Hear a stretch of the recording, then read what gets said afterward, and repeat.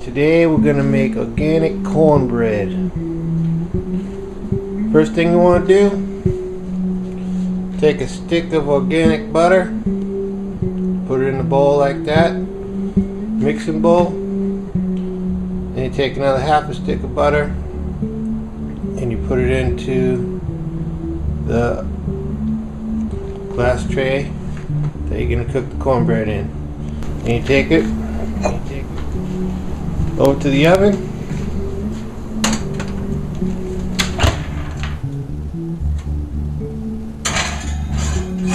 You gotta melt that butter.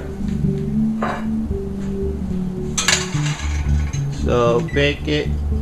I turn it on. I just started at 350. It's gonna be eventually turned up to 425, but I just let it melt for a few minutes while I'm mixing up the rest of the ingredients. So what we're gonna need, we need the cornmeal, organic cornmeal, organic flour,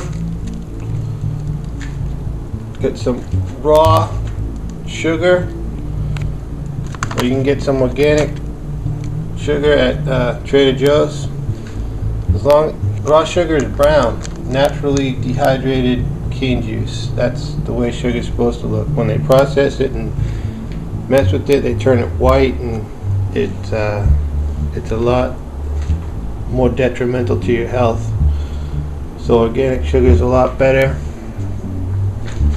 And I don't know how you can get any organic baking powder, but I'm just gonna have to use some regular baking powder and regular baking soda. But even though they're not organic, this Rumford baking powder and the Trader Joe's baking soda are the best products I've found as far as that goes, because there's no extra additives in them. But then you get some organic yogurt, and you can use organic buttermilk if you like. And then I have here Premier Pink Salt. It's like the most premium salt you can get in the world, pretty much, that I've ever found. Tastes awesome. It's great for for eating it raw. It's got all the nutrients you need in it. Whereas white salt is detrimental to your health, that pink salt is actually healthy for you. And then we're gonna need 3 organic eggs. See, these are I like my cornbread sweet, so I'll make it sweet cornbread. The recipe calls for 2/3 cups of sugar, but I'm putting a full cup of sugar in. And then it calls for 1.5 cups of cornmeal. So I got the organic cornmeal here. And this stuff tastes delicious.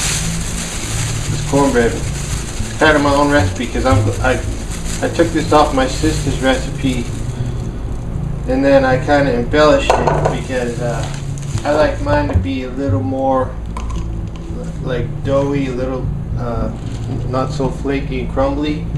So I kind of embellished it a little bit.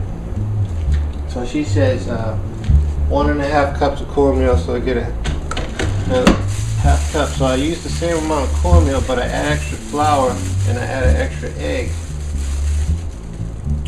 and that gives it a little more stability, and it's not so crumbly. And the extra sugar makes it sweeter. 1 2/3 cups of sifted flour, but I use 2 cups of flour. And you can sift it if you want, but the way I do it to make it easier is I just kind of shake it off the measuring cup as I pour it in there. I don't know if that's coming through on the camera or not. Kind of shake it in there. And so I go 2 cups. Then I need a teaspoon of salt. Now this is the best salt in the world right here. I get this salt from a guy named Dr. Bob Marshall. He has a radio, call-in radio program where he helps people with their health and nutrition. If you have some kind of ailment, you can call on his show, and he'll help you out. He sells awesome supplements and vitamins that can help people out with their ailments.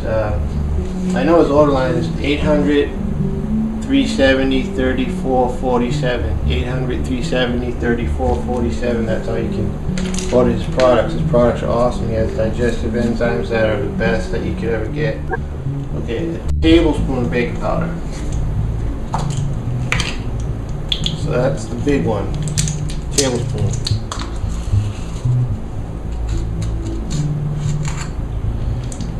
Spread that in there. Then we got a teaspoon of baking soda.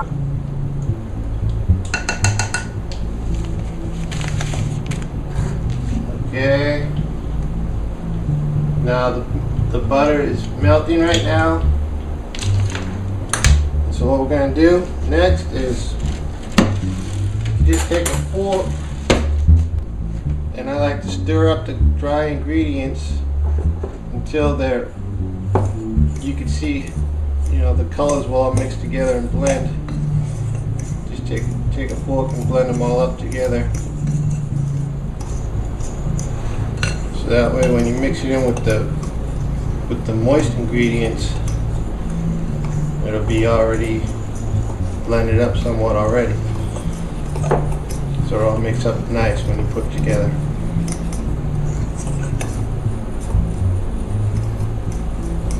And this cornbread tastes so good. It's the best cornbread you're ever gonna have. Okay, so what I did, I pulled those trays out of the oven.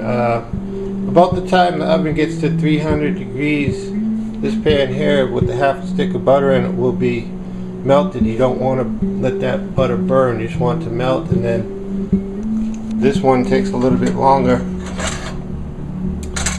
But you can pull it out and just let it melt the rest of the way, because this will be pretty hot when you pull it out.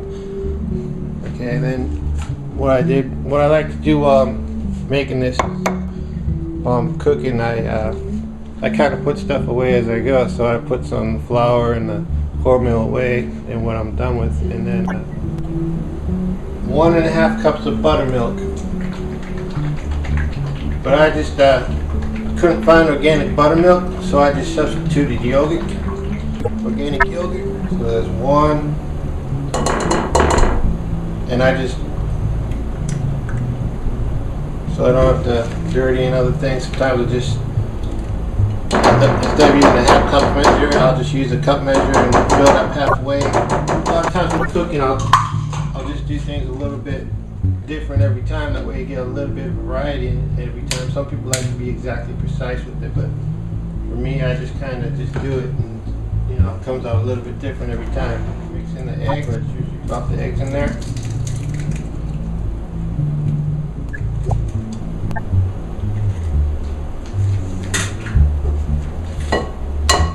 The recipe says 2 eggs, but since I added extra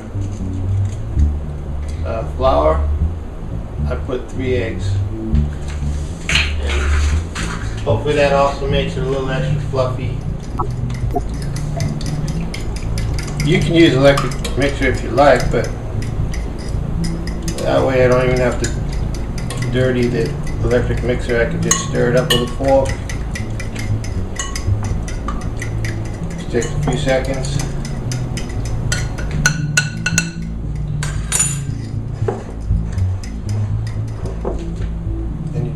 Drop in the dry ingredients.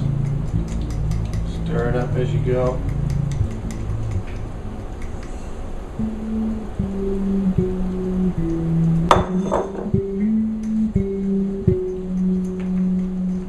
Yeah, I can smell that. It already smells good. When it's cooking, it smells even better. Take the spatula and pour it into the cooking tray. Find me a spatula here.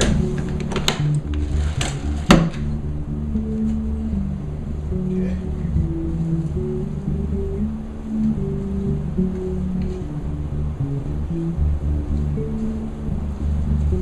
I gotta get me a cameraman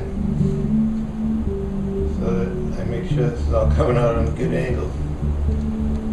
But right now this is just gonna be a YouTube video, so it doesn't even matter. Yeah, I kind of just spread it around in there. I kind of push it into the corners a little bit higher because this tends to rise in the middle as you cook it, so I push it up against the edges so that way,